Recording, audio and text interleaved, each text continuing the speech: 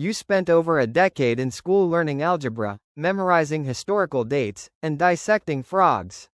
But when you graduated, did anyone ever sit you down and explain how money actually works? Did they teach you why some people seem to effortlessly build wealth while others struggle paycheck to paycheck? The answer is probably no, and that's not an accident. The truth is, our education system has systematically failed to teach the most crucial life skill of all: financial literacy. This isn't just an oversight, it's a fundamental flaw that keeps millions of people trapped in cycles of financial stress and confusion. Today, we're going to uncover the shocking truths about money that your school never wanted you to know. The Great Educational Cover-Up. Let's start with a simple question. Why can you recite the periodic table but not explain the difference between good debt and bad debt? Why do you know the year the Battle of Hastings was fought but not how compound interest can make you wealthy? The answer lies in how our educational system was designed over a century ago. Schools were created to produce compliant workers for the Industrial Revolution, not financially independent thinkers.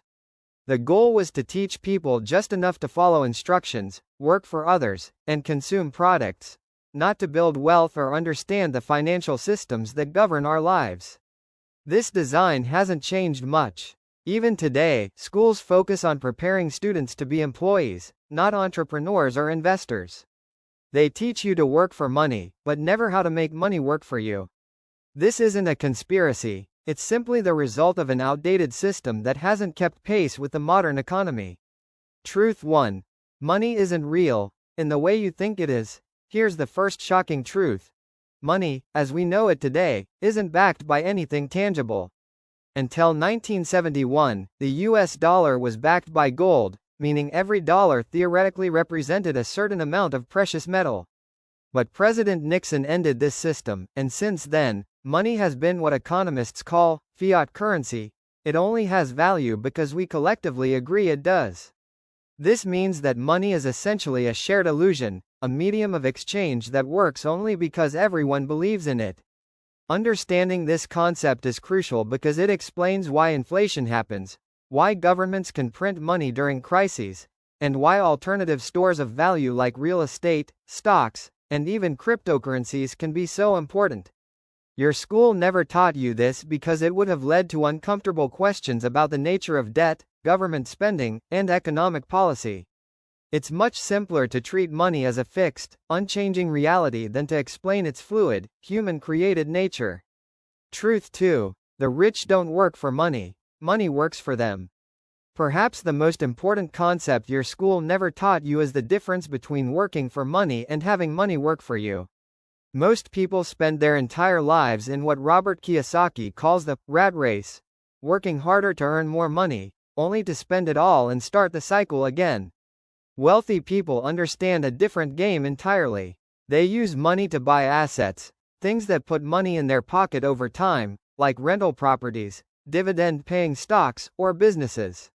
Poor and middle-class people tend to buy liabilities, things that take money out of their pocket, like expensive cars, gadgets, or oversized houses they can't afford. This isn't about having more willpower or being smarter. It's about understanding how money flows and learning to redirect that flow in your favor. Schools don't teach this because it challenges the fundamental assumption that working harder is the path to success. Truth 3. Debt can make you rich. If you know how to use it, your school probably taught you that debt is bad and should be avoided at all costs. While this is true for consumer debt, credit cards, car loans, and other purchases that don't generate income, it's completely wrong when it comes to productive debt. Wealthy people use debt strategically to acquire income-producing assets. When you take out a mortgage to buy a rental property that generates more income than the loan costs, you're using debt to build wealth. When businesses borrow money to expand operations and increase profits, they're using debt as a tool. The key is understanding the difference between good debt and bad debt. Good debt helps you acquire assets or improve your income-generating ability. Bad debt is used to buy things that lose value or don't produce income. Your school never taught you this distinction because it would have empowered you to think like an investor rather than just a consumer. Truth 4. Inflation is a hidden tax on your savings.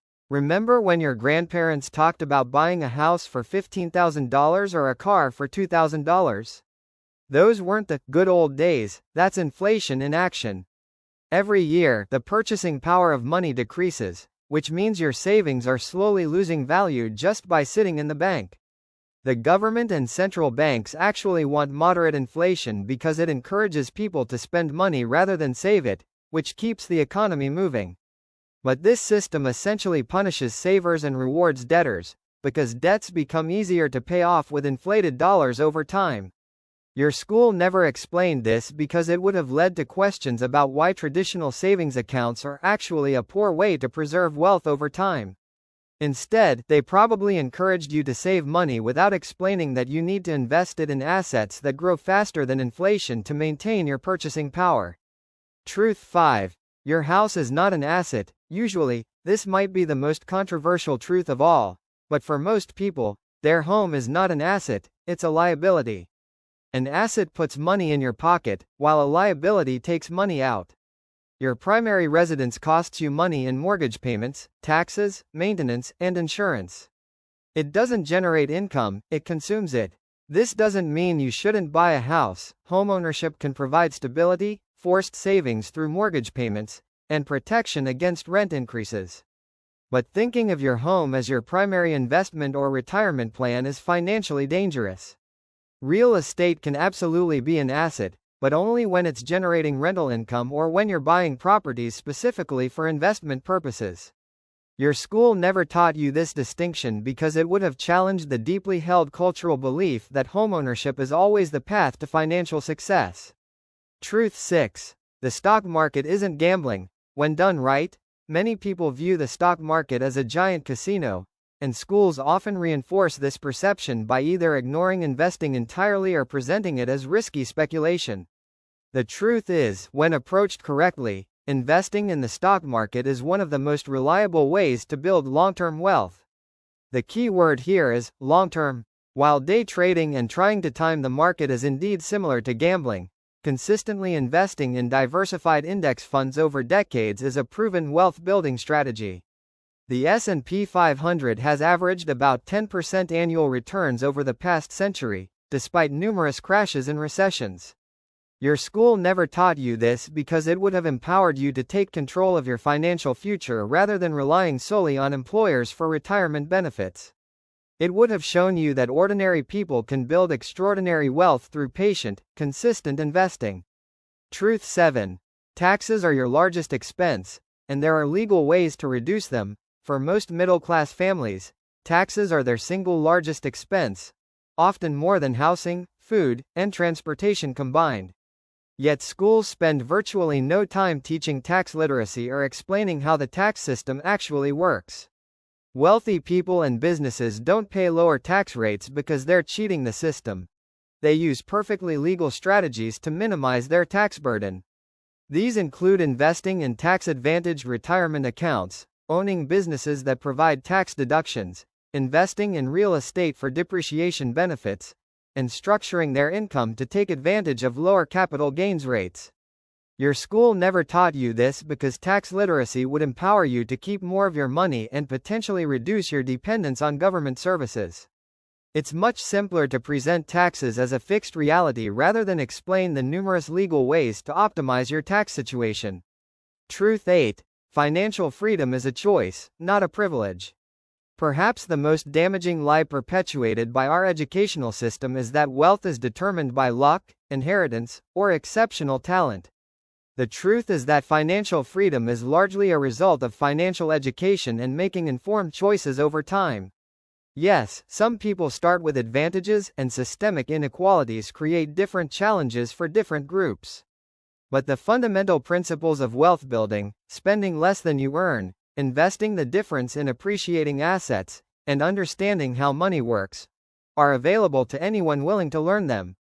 Your school never taught you this because it would have revealed that many of the financial struggles people face are the result of ignorance rather than inability.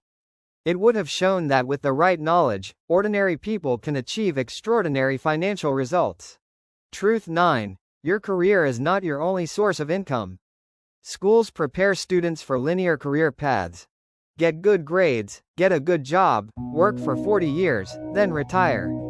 This model made sense in the 20th century, but it's increasingly outdated in today's economy. Wealthy people understand the importance of multiple income streams. They might have income from their job, rental properties, dividend stocks, side businesses, royalties, or other sources. This diversification provides security and accelerates wealth building. The gig economy, digital platforms, and remote work have made it easier than ever to create additional income streams, but schools still focus almost exclusively on preparing students for traditional employment. They never teach you how to monetize your skills outside of a traditional job structure. Truth 10. Financial education is your responsibility. The final and perhaps most important truth is that your financial education is ultimately your responsibility. You can't wait for schools, employers, or the government to teach you about money. You need to take charge of your own financial literacy. This might seem unfair, but it's also empowering. In the age of the internet, high-quality financial education is more accessible than ever. You can learn from books, podcasts, online courses, and successful investors who share their knowledge freely. The first step is recognizing that what you weren't taught in school isn't your fault, but continuing to remain ignorant about money is your choice. Every day you delay learning about personal finance is a day you're not taking full advantage of the opportunities available to you. Why schools don't teach financial literacy. Understanding why schools don't teach these concepts is crucial to breaking the cycle. The reasons are complex and interconnected. First, many teachers themselves lack financial literacy. How can you teach what you don't understand? Most educators followed traditional paths, college, teaching degree, classroom job, without ever learning about investing, entrepreneurship, or alternative income streams. Second, the curriculum is controlled by people who benefit from the current system. Banks profit from financially illiterate consumers who pay fees and interest. Governments benefit from citizens who are dependent on social programs and less likely to question fiscal policy. Employers benefit from workers who feel they have no choice but to accept whatever wages and benefits are offered. Third, there's a cultural resistance to discussing money openly. Many people view wealth building as greedy or unseemly, and schools reflect these cultural biases. It's considered more noble to teach literature or social studies than to teach students how to become financially independent. Finally, the educational system is slow to change. The same institutions that took decades to incorporate computers into their curriculum aren't going to quickly adapt to teach modern financial concepts. Taking action. Your financial education starts now. Recognizing these truths is just the beginning. The real work starts with taking responsibility for your financial education and making changes in your life. Here are the first steps you can take. Start by reading books about personal finance and investing. Classic titles like Rich Dad Poor Dad, The Intelligent Investor, and The Millionaire Next Door provide foundational knowledge that schools never taught you. Begin tracking your income and expenses to understand where your money goes. You can't optimize what you don't measure, and most people are shocked to discover how much they spend on unnecessary purchases. Learn the difference between assets and liabilities, and start shifting your purchases toward things that put money in your pocket rather than take it out. This might mean buying less expensive cars, avoiding unnecessary debt, or investing in your education and skills. Open investment accounts and start putting money into diversified index funds, even if it's just $50 per month. The key is developing the habit and learning how the process works. Most importantly, commit to lifelong financial learning. The economy, technology, and investment opportunities are constantly evolving, and your education needs to evolve with them. Conclusion: breaking free from financial ignorance. The shocking truth about money that school hid from you isn't really about any specific fact or strategy. It's about the systematic denial of financial education that keeps people dependent and struggling. Once you understand that money is a tool, that wealth building is a learnable skill, and that financial freedom is achievable for ordinary people, everything changes. Your school failed to teach you about money not out of malice, but because the system wasn't designed to empower you financially. It was designed to create compliant workers and consumers, not independent thinkers and wealth builders. The path to financial freedom isn't easy, but it's simple. Spend less than you earn, invest the difference in appreciating assets, continue learning about money, and be patient while compound interest works its magic. These concepts aren't rocket science, but they are life-changing when consistently applied. Your financial education starts today. The only question is, are you ready to take responsibility for your financial future, or will you continue to let others control your economic destiny? The choice is yours, and for the first time, you have the knowledge to make it an informed one. The path to financial freedom isn't easy, but it's simple. Spend less than you earn, invest the difference in appreciating assets, continue learning about money, and be patient while compound interest works its magic. These concepts aren't rocket science, but they are life-changing when consistently applied. Your financial education starts today.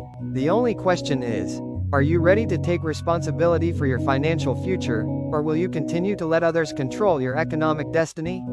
The choice is yours, and for the first time, you have the knowledge to make it an informed one.